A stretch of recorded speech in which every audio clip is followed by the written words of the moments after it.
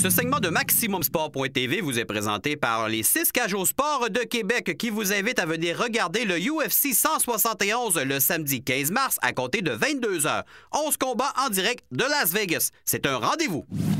Voilà, c'est démarré. Un nouveau nom, un nouveau logo et de nouveaux entraîneurs.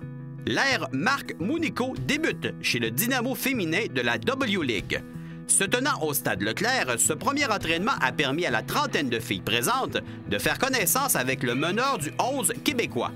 L'arrivée de l'entraîneur des Redmen de McGill s'explique. C'est sûr que Marc, premièrement, c'est un très bon entraîneur. Ça fait longtemps qu'il est dans le milieu du soccer féminin. Il a coaché à McGill pendant 15 ans les filles. On a coaché un contre l'autre pendant 15 ans depuis que je suis là. Puis Marc a un bagage quand même au niveau du soccer qui est quand même assez élevé. Là. Il a été entraîneur des équipes du Québec, il a fait les Jeux du Canada, il a été entraîneur avec les universiades. Il est allé 3 fois, une fois comme entraîneur-chef, 2 fois comme entraîneur adjoint. C'est quelqu'un qui connaît quand même, je dirais, la moitié des filles. C'est quelqu'un qui vient pas de la région. Je pense que ça va être une bonne chose. Ça va être quelqu'un de différent. Les filles le connaissent pas. La plupart n'ont jamais été coachés par lui. Je pense que juste Émile Sandgui qui a été coaché par lui aux Jeux du Canada, puis c'est tout. Les autres le connaissent pas. Ça fait que c'est comme on repart à neuf pour les filles. Ils sont obligés de se prouver. Il faut qu'ils démontrent que même s'ils étaient là dans les dernières années, il faut qu'ils soient encore bonnes pour être capables de faire partie de l'équipe. Il faut retourner en arrière pas mal au niveau du nombre d'années. J'ai toujours eu beaucoup de respect pour le travail qu'Elder Duhart a accompli au niveau féminin, mais aussi le plus grand respect fait par la région Québec au niveau féminin. Depuis des années, ils ont réussi à mettre en place un programme et une élite qui est pour moi une des meilleures au Québec, mais aussi en Amérique du Nord, au Canada en particulier. Ils ont su mettre en place un système de détection, de formation avec leurs éducateurs qui leur a permis d'avoir des joueuses de très bonne qualité. J'ai pu coacher certaines d'entre elles, j'ai pu coacher contre certaines depuis une quinzaine d'années. Et je dirais que c'est une manière pour moi de célébrer la qualité du foot féminin. Les critères de sélection pour l'entraîneur étaient bien définis. Moi, ce que je recherchais, c'est quelqu'un qui avait de l'expérience, quelqu'un qui était évidemment près du soccer féminin. Marc l'a été pendant plusieurs années. C'est quelqu'un qui a une bonne notoriété. Moi, je connais Marc depuis 20 ans à peu près. Là. On est allé en 98, on a fait un stage à la Coupe du Monde en France ensemble. C'est là que j'ai appris à le connaître un peu plus. C'est quelqu'un qui, comme je disais tantôt, il a beaucoup de bagages au niveau du soccer. Puis je pense que c'est quelqu'un qui est capable d'amener l'équipe un peu plus loin, même si cette année, on ne se le cachera pas, ça pourrait être difficile, étant donné qu'on a une équipe vraiment très, très jeune, mais on va pour l'avenir. Entraîner des joueuses semi-pro ou encore des universitaires, le travail diffère-t-il? Je pense pas qu'on va les entraîner différemment. Il y a une certaine vision et une philosophie qui ont été mis en place par le club et la région. Ensuite, cette philosophie, elle va être un petit peu travaillée par l'équipe d'entraîneurs.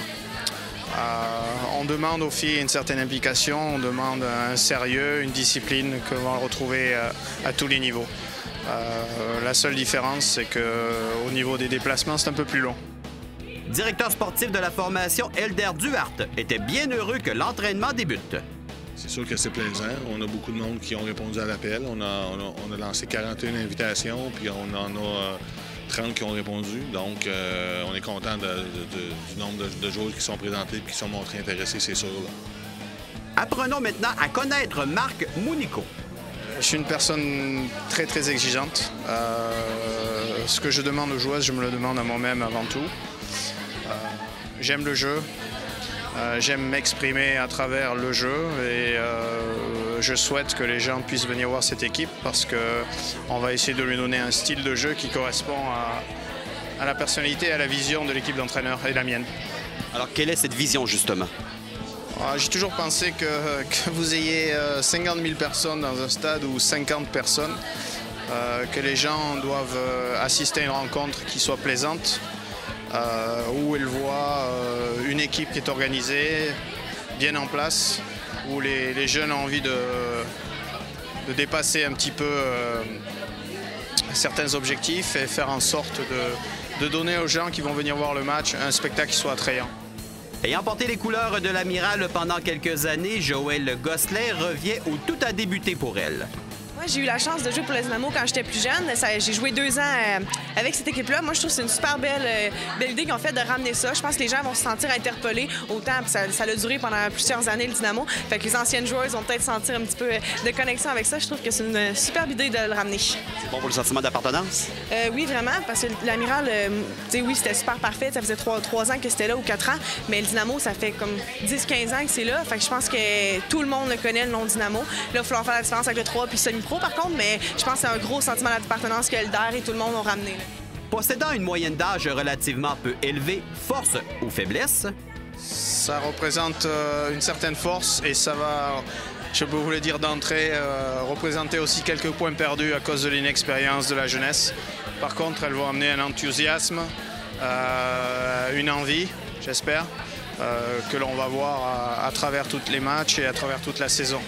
Mais il est évident qu'entraîner une équipe aussi jeune va nous amener certains plaisirs, mais aussi certains désagréments. On est prêt à être patient quand même? Ah, mais bien sûr, c'est le mandat qui nous a été donné par le club, par la région. C'est un projet à long terme. Moi, j'ai accepté d'y participer pour le débuter. Et on espère que cette année se passera de manière intéressante et correcte, de manière à bâtir pour le futur. Moi, je pense que c'est un avantage. L'année qu'on a causé le plus de surprises, c'est quand on était plus jeunes, puis quand on avait tous des joueuses qui rentraient. Fait que je pense qu'on peut vraiment faire la même chose cette année, surtout avec les jeunes qui rentrent. C'est vraiment des bonnes joueuses, des gros talents qui rentrent. Je pense que ça va super bien aller. Comme on le dit, l'avenir nous le dira. Mais les qualités et le potentiel du Dynamo restent bien réels. Donc, des surprises peuvent survenir.